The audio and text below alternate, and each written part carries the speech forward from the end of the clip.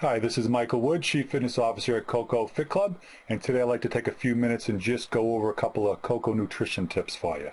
We know it's important each week to focus on getting the right amount of strength and cardio sessions in at the Koko FitClub, and right now we're suggesting that you're doing about 3 cardio and 3 strength sessions each week, and that is fantastic.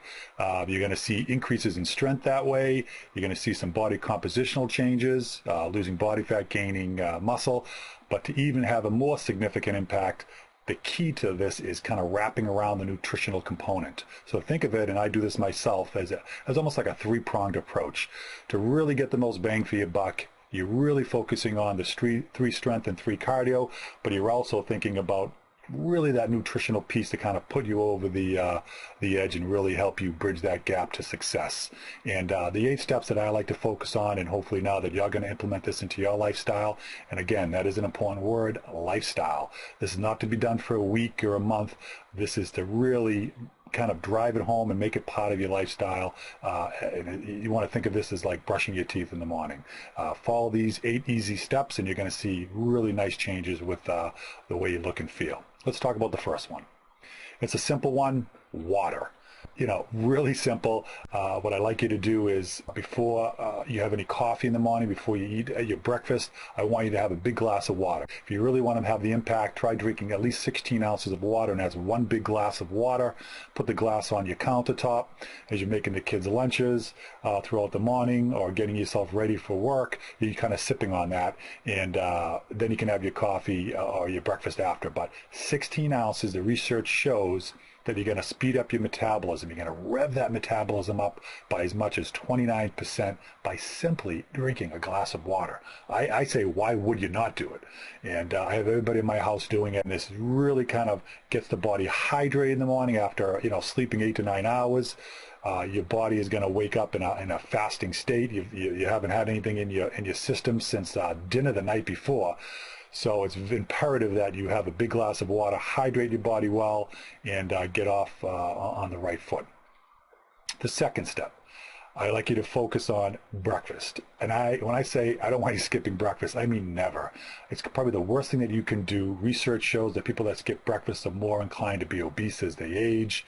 Obviously, we know all the little things where you're not gonna have the energy throughout the day. Why? Because again, you slept for 8 to 9 hours. You didn't have anything for after dinner. Your body is in that fasting state, so we need to break the fast, and we have to fuel it up first with a big glass of water, next with breakfast.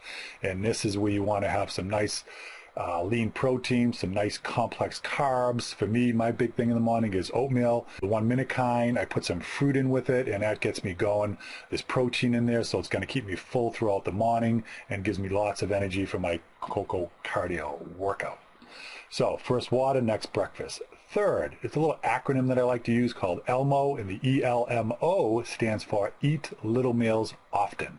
Not the red little guy, from the show, but this does work. The ELMO, I like to tell people, and I do this myself, Eat Little Meals Often means basically every 3 hours I'm trying to get some type of carb and protein into my body. So let's look at you wake up in the morning, you have maybe breakfast at 7, you're going to eat something, a snack by 10, have your lunch 3 hours later, afternoon snack, and then dinner at, say, 7 o'clock. So that's basically every 3 hours I'm putting in either a meal or a small snack, and each of those contain some protein and carbs. So ELMO is the acronym that you want to follow. It works well for me, and it's worked well for a lot of my clients over my 22-year career. Next, I want to try to remove whites from my diet. They're mostly carbohydrates. Carbs aren't bad, but it's the type of carbs that you eat, meaning do a little research, do a Google search on simple versus complex carbohydrate, and then high glycemic and low glycemic type foods, and you'll see what I'm saying.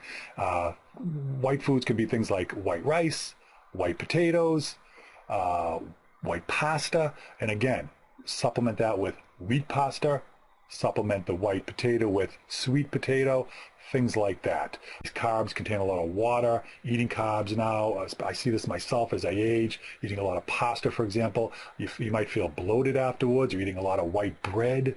I'll tell you right now, if you can get that out of your diet, the white breads, the white pasta, the white potatoes, the white rice, you're going to feel 100% better and have lots more energy.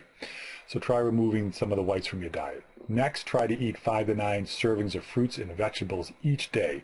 I know most of you probably aren't even coming close to that, but I'll start first with at least 5 servings of fruits and vegetables each day. Put some cut up fruit on that oatmeal that I just suggested in the morning.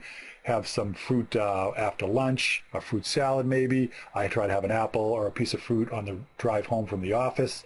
I put a lot of raw vegetables in my salad at lunch, especially broccoli, throw some blueberries on there. These are superfoods, and they're going to really help. They're high in antioxidants, and they're going to give you tons of energy. So 5 to 9 servings of fruits each day. Next, try to eat some protein with each meal and snack. It takes a lot of calories for your body to break down protein. Eating protein with every meal and snack is going to give you that satiety feeling and make you feel full longer. By eating just carbs all throughout the day, you have a little energy quick, and then your blood sugar levels are going to spike, and then you're going to come down off that and be tired. So we want to prevent the fatigue factor. So by putting a little complex carb with the nice protein, you're going to prevent that fatigue factor. Okay? Next, just try to throughout the day think about portion control and food labels. Really simple. We have a tendency in this country to eat way too much. We're supersizing everything from drinks to amounts of food, and we don't need that much food. So simply cut down portion size, cut down the drink, try to replace the sodas and things like that, these big supersized portions, especially with all the fast food that's out there. Try just having water with that and cutting down your portion size, and that will significantly cut down the caloric intake throughout the day. As for food labels, try to eat things with just one or just a couple of ingredients when you read a food label. And if you don't read food labels, get in the habit of reading food labels. Try to eat just one ingredient whenever possible. Chicken, fish, one ingredient, works great. And if you do look at something that has a few things, if you see this paragraph of foods that you cannot pronounce, stay away from it. It's not going to help you. The less ingredients, the better. Finally, the 8th tip is a big one. It's one I'm doing right now, and it really does work. I do not eat after 8 p.m. Our body's metabolism slows down after 8 o'clock. And this also, by not eating after 8 o'clock, will help keep down the amount of calories that you're taking in throughout the day. And also you want to try to skip any intake within at least 3 hours before you go to bed, because your body can't process it as well. So the 5 to 6 meals throughout the day, and after that last meal, dinner, you're not consuming anything, and it really does work. Not eating after 8 p.m. And a good tip that I use to try to prevent this, which really works well, you might have seen this in some of the Koko messaging, is to try after dinner to try flossing your teeth, brushing your teeth, and then rinsing with mouthwash. And after spending 5 minutes working on the oral hygiene, you're not going to want to, at least I know I don't, want to ingest anything after that. I'm all ready, and I just maybe do a little reading and relaxing before bed. And that is a great way to cut down calories, and you'll see a change on the scale the next morning. So there are 8 tips for you. Try adding that in with your Koko Cardio and Koko Strength, and you'll see great results. I'll see you next time.